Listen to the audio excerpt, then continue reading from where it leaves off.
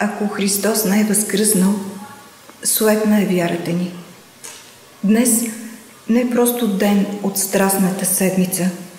Днес е Велики четвъртък, денят, в който Христос преклони колене и уми нозете на учениците си.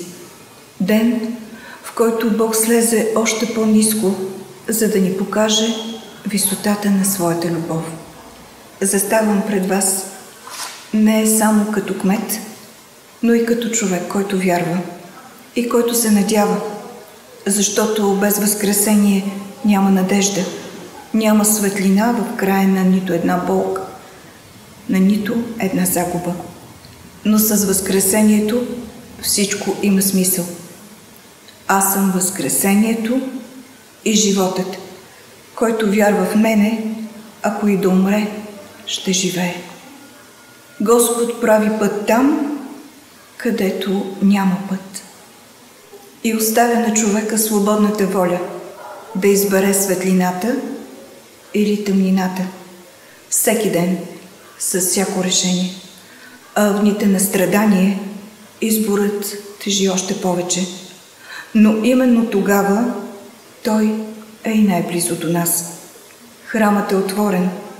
Бог не ни е напуснал, но колко често ние напускаме Него, колко често търсим отговори, но не се осмеляваме да коленичим. Смирението не е слабост, то е сила. То е тишината, която чуваме в гласа си и във вечността. Началото на мъдростта е страхът Господен. Нека учим децата си не само на добри обноски, а на истина.